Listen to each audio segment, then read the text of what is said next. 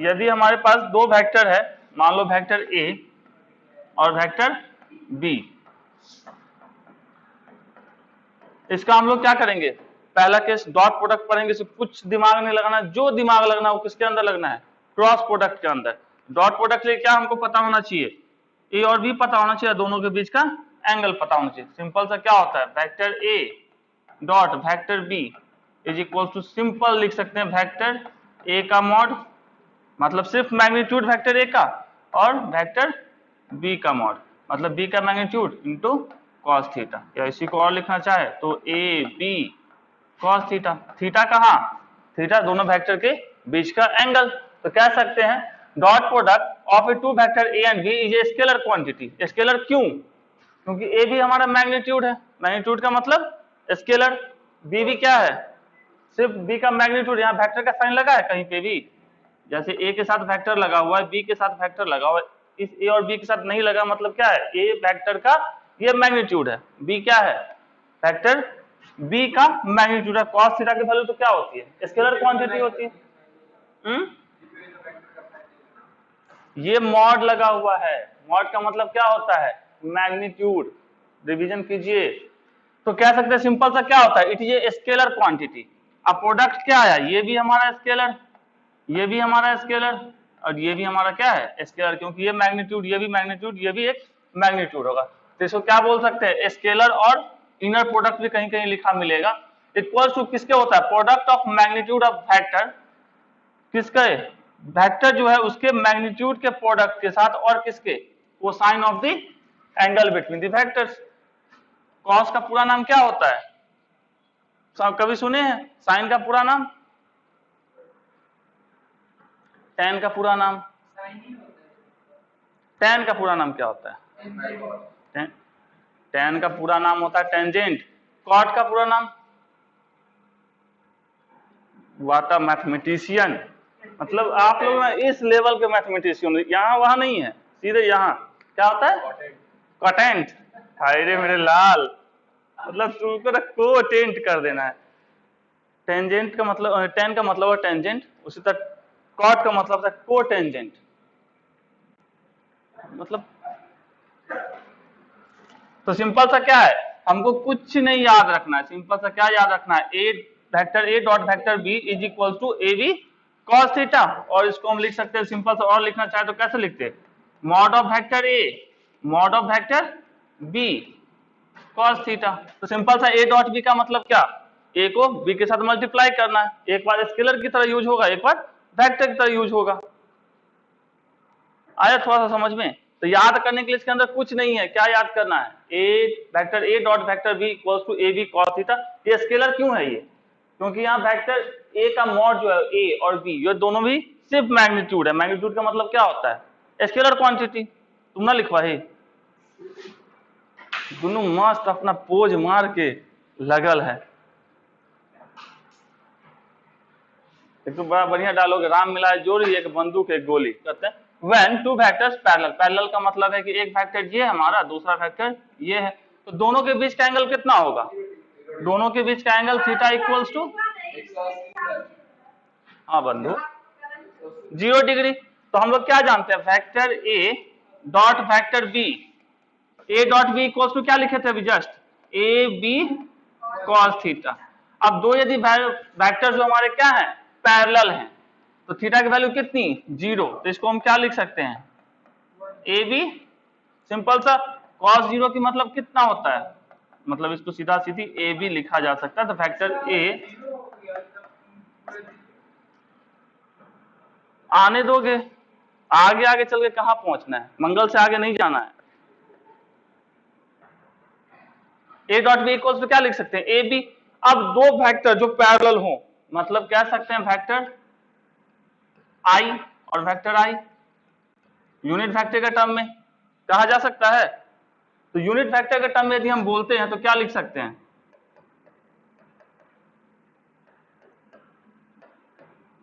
Unit vector. यहां पे theta कितना होगा, 0 डिग्री। आई और आई क्या है, एक दूसरे के पैरेलल वेक्टर होंगे। तो यहां पे हमारा वेक्टर आई डॉट वेक्टर आई कितना होगा, आई का मैग्नीट्यूड दूसरे आई का भी मैग्नीट्यूड कॉस कितना 0 डिग्री। आई का मैग्नीट्यूड कितना होता है 1, क्योंकि यूनिट वेक्टर है, तो 1 इंटू 1 इंटू 1 कितना हुआ 1। तो कह सकते हैं vector I dot vector I is equals to 1 होगा। उसी तरीके से यदि हम चलते हैं किसके ऊपर चल सकते हैं, जे डॉट जे क्या होगा,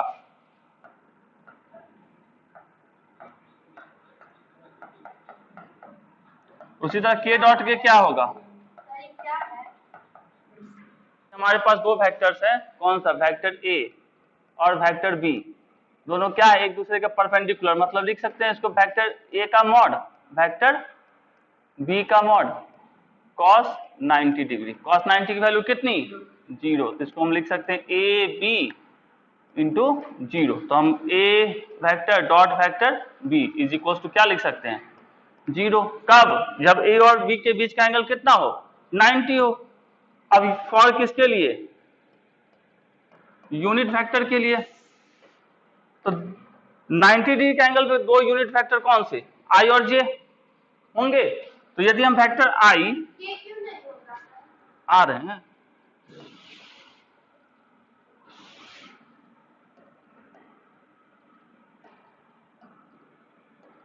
vector I dot vector J is equal to क्या लिख सकते हैं वेक्टर आई का मॉड या यूनिट वेक्टर जे का मॉड इंटू cos 90। आई का मैग्नीट्यूड 1, जे का मैग्नीट्यूड 1 और cos 90 का वैल्यू 0। तो हमारा क्या हो जाएगा vector I dot vector J is equal to 0 होगा। अब दूसरा ले लेते हैं, कोई भी ले लो, किसको जे डॉट के, इसका क्या होगा, इसका भी जे के कॉस कितना डिग्री दोनों के बीच का 90।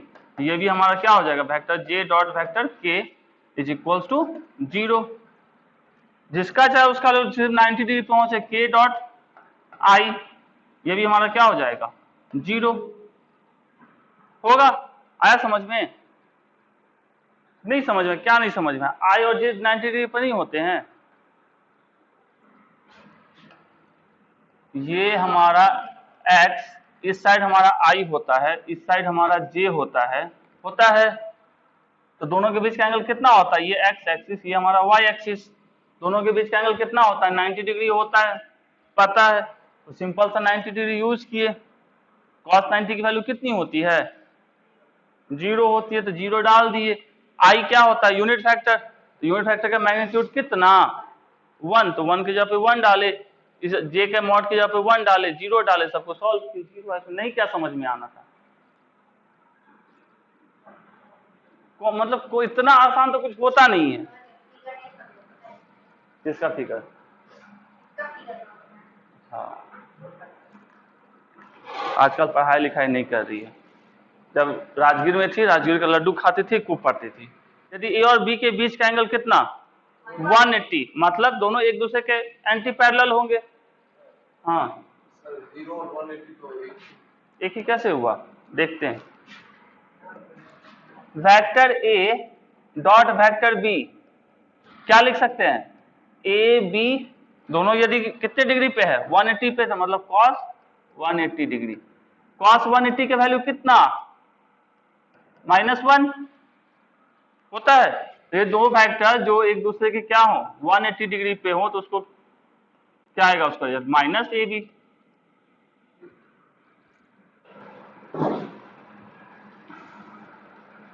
अब इसके कुछ प्रॉपर्टीज हैं जिसको ध्यान में रखेंगे।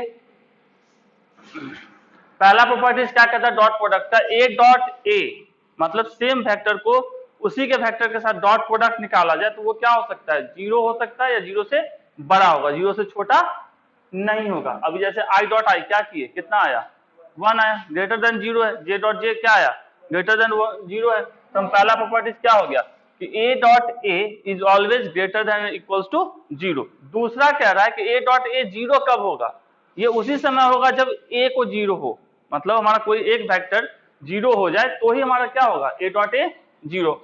कब पॉसिबल है ए डॉट ए 0, जब हमारा वेक्टर ए क्या होना चाहिए 0।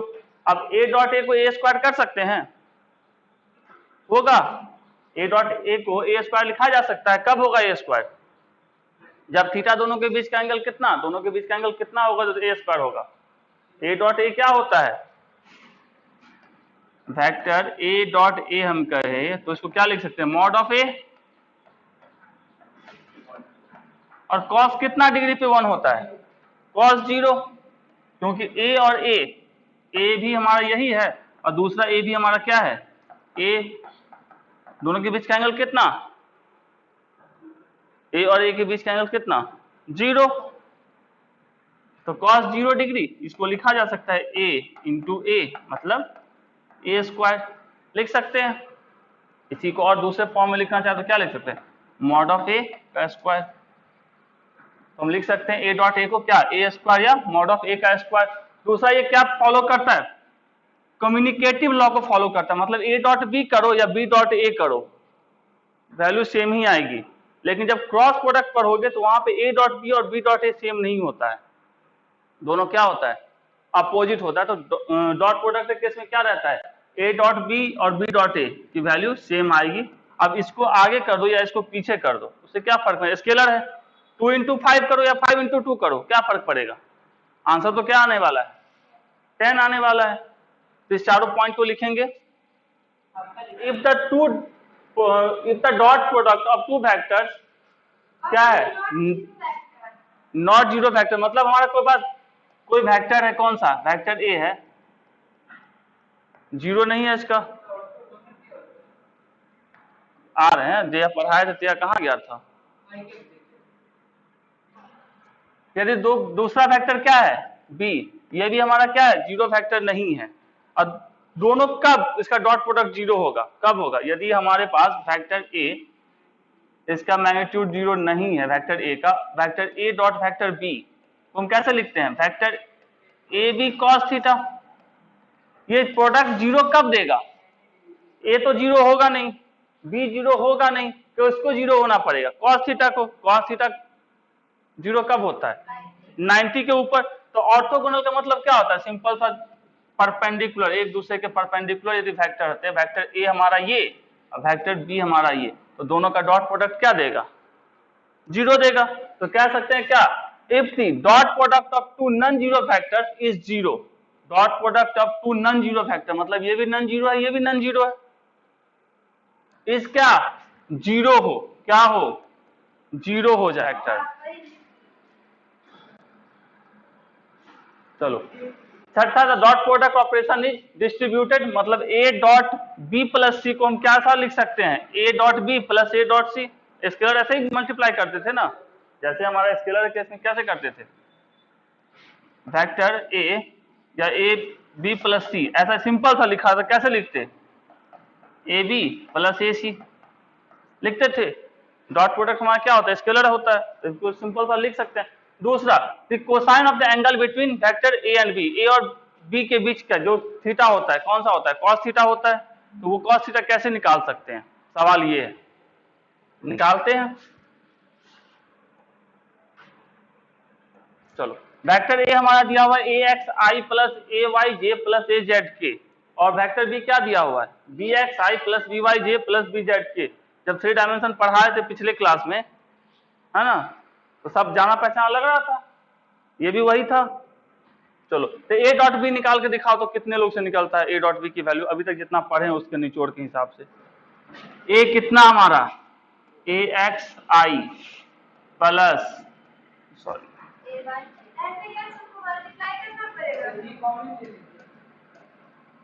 और एक्स को रहने दे यहां, नहीं, व्हाट अ कॉमेडी,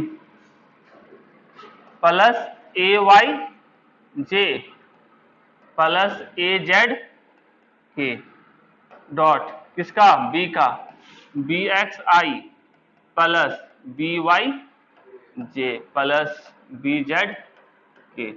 लिखते हैं इसको। अब इसको करना शुरू करो कहानी। इसके साथ किसको मल्टीप्लाई करेंगे? एक बार इसको, एक बार इसको, एक बार इसको करेंगे तो क्या लिखेंगे? A X B X I dot I होगा। इसके बाद इसको इसके साथ plus A X B Y क्या होगा I dot J plus A X B Z क्या होगा आई डॉट के। एक हो गया ए एक्स के साथ सबका कर लिए। अब दूसरे वाले के साथ ए वाई किसके साथ B Y J dot I फिर plus A Y B Y क्या होगा J dot J. Next A Y B Z J dot K लिखा जा सकता है। तीसरा ये हम करते नहीं, अब तुमको सिर्फ समझाने के लिए करना पड़ रहा है। ए जेड बी एक्स क्या होगा, इसके साथ पहले इसको करेंगे तो ए एक्स और ए जेड और बी जेड क्या बचेगा के डॉट आई होगा। समझ रहे भावनाओं को। अब इसको जोड़ घटा गुना भाग ना आए तो क्या करें, ए जेड इससे दूसरे कौन सा होगा बी वाई के डॉट जे। नेक्स्ट हमारा क्या होगा ए जेड बी जेड वेक्टर के डॉट वेक्टर के लिखा जा सकता है। हमको इतने की जरूरत ही नहीं थी करने की, अब सबको सॉल्व करना है। आई डॉट आई क्या होता है आई डॉट आई क्या होता है आई डॉट आई 1। तो इसको सॉल्व करेंगे तो क्या आएगा A X B X. I dot J 0, solve करने की जरूरत नहीं है 0। आई डॉट के इसको भी सॉल्व करने की जरूरत नहीं है। ये जे डॉट आई जे डॉट जे यहां से क्या आ जाएगा A Y B Y plus J dot K dot I K dot जे। ये इतना कहानी करने के बाद हमको क्या मिला A X B X plus A Y B Y plus A Z आएगा इतना।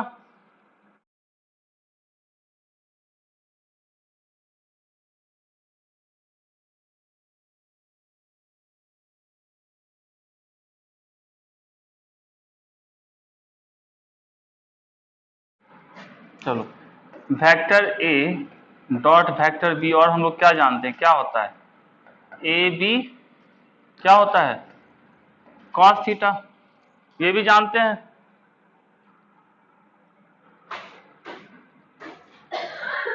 इसको हम मान लिए इक्वेशन 1, इसको मान लिए इक्वेशन 2। इक्वेशन 1 और इक्वेशन 2 में क्या है लेफ्ट हैंड साइड दोनों सेम है तो राइट हैंड साइड भी सेम होना चाहिए। तो हम इसको लिख सकते हैं A B cos theta is equal to कितना A X B X plus A Y B Y plus A Z B Z. यहां से कॉस थीटा इक्वल टू क्या लिखा जा सकता है ए एक्स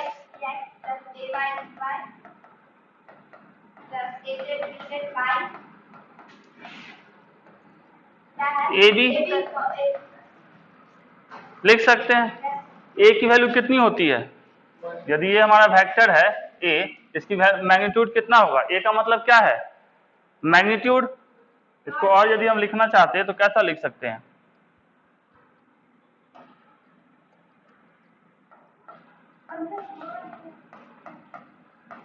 लिखा जा सकता है, ए का मतलब यही होता है ना। अब बी का मतलब इसको और लिखना चाहते तो क्या लिखते A X B X plus A Y B Y plus A Z B Z divided by A का मैग्नीट्यूड कितना होगा, यदि वेक्टर ए ये है इसका मैग्नीट्यूड कितना होगा कुछ नहीं याद है रूट अंडर ए एक्स का स्क्वायर प्लस ए वाई का स्क्वायर प्लस ए जेड का स्क्वायर और बी का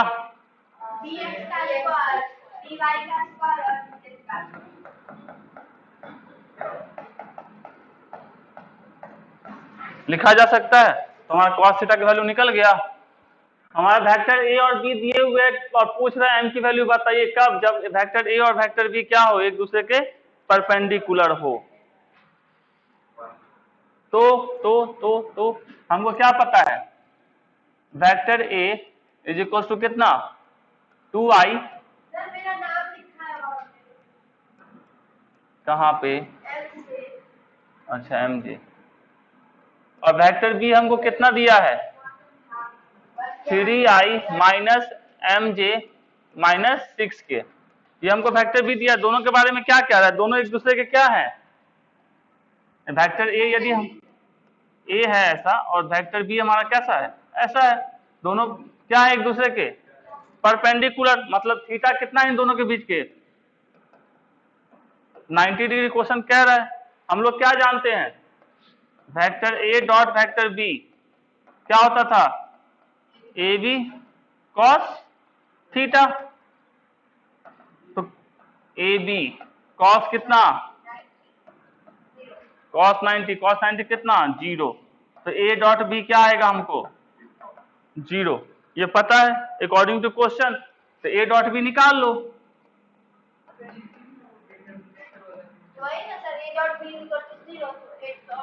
ए डॉट बी आप निकालोगे ना, ए कितना 2i plus 3j minus 6k dot 3i minus mj 6k। अभी जस्ट इसको सॉल्व किए थे, किसको किसके साथ करना है, कितना आएगा ये 6 माइनस 3m और प्लस 36 होगा। हमको क्या पता a dot B equals to 0, इसका मतलब क्या है 6 minus 3m plus 36 equals to,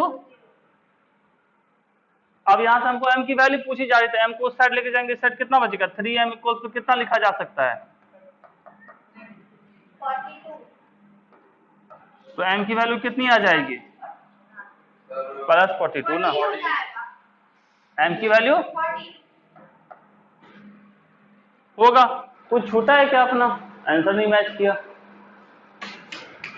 यहाँ प्लस है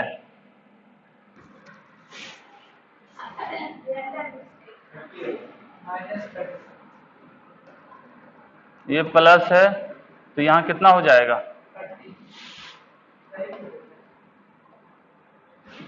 ये हमारा क्या माइनस, ये कितना हो गया ये हो गया हमारा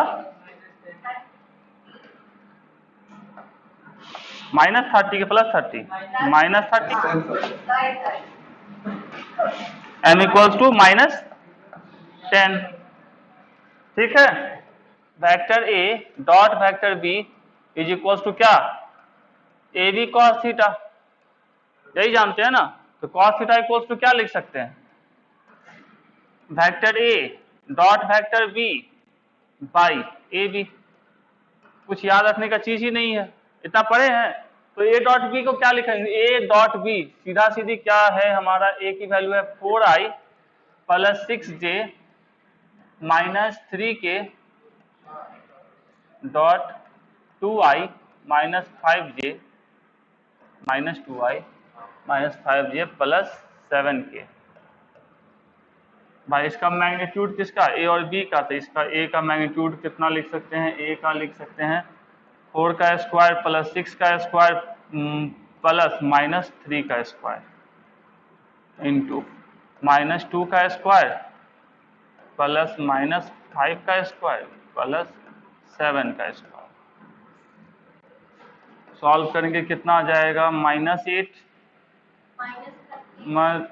माइनस 30 और ये हो गया डिवाइडेड बाई, ये कितना आ जाएगा ये आ जाएगा 16 प्लस 36 प्लस 9, ये आ जाएगा हमारा कितना 4 प्लस 25 प्लस, इसको सॉल्व कर देंगे माइनस 59, नीचे वाले को सॉल्व करेंगे तो 61, हाँ, और इसका 78। सॉल्व करोगे पूरे को, ठीक है, तो ये आएगा 0 माइनस 0.85। कौन सा एंगल है? ये cos थीटा की वैल्यू है, तो थीटा की वैल्यू क्या हो जाएगी? cos inverse minus 0.148 degree 56 minute.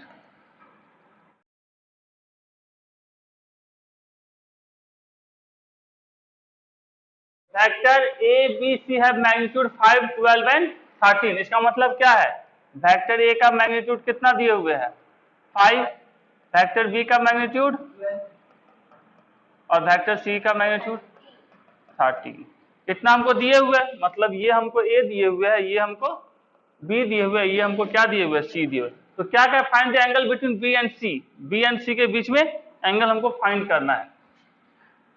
कब? एक दूसरा कंडीशन दिया है, vector A plus vector B is equal to vector C. हमको जिसके बीच में एंगल फाइंड करना हो उसको हम एक साइड रख लेते हैं, जो बच गया उसको दूसरे साइड। किसके बीच में? बी और सी के बीच में चाहिए, तो हम इसको क्या लिख सकते हैं? इसको क्या लिख सकते हैं? इसको लिख सकते हैं vector C minus vector B is equal to vector A. लिखा जा सकता है। चलो अब इसका हम क्या कर सकते हैं? बोथ साइड मैग्नीट्यूड इसका निकाल सकते हैं। बोथ साइड हम क्या कर लिए? Vector C minus vector B का मॉड भी इक्वल होगा। दोनों साइड हम मॉड लगा लिए। अब इसका क्या होता है फॉर्मूला? पढ़े थे कभी? Vector A plus vector B का मैग्नीट्यूड का फॉर्मूला क्या होता था? C square plus B square plus 2c minus B, minus है ना, minus B cos theta is equal to क्या?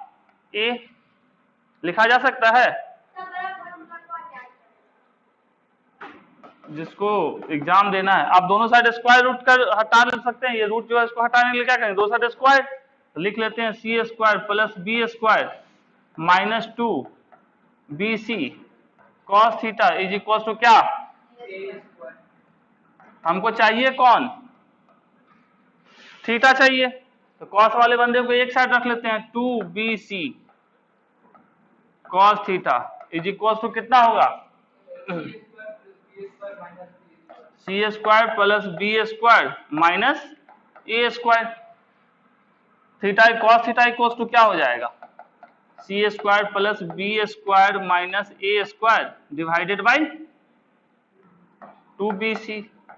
सबकी वैल्यू हमको पता है, इसमें ए बी सी की सबकी वैल्यू पता है। Putting the value getting the result. cos theta equals to क्या हो गया हमारा? C square plus B square minus A square divided by 2bc। Put करो और आंसर बताओ किसका मैथमेटिक्स कितना अच्छा है। तुम्हारे होमवर्क में काम ये है, ए एंड बी के बीच का एंगल निकालना है होमवर्क में, और सी एंड ए के बीच का।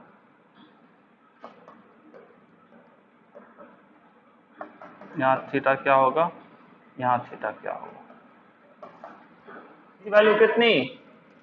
13 का स्क्वायर प्लस 12 का स्क्वायर माइनस 5 का square divided by 2 into B 12 into 13, ये आ जाएगा। तो थीटा इक्वल्स टू हो जाएगा cos इनवर्स 12/13। आंसर।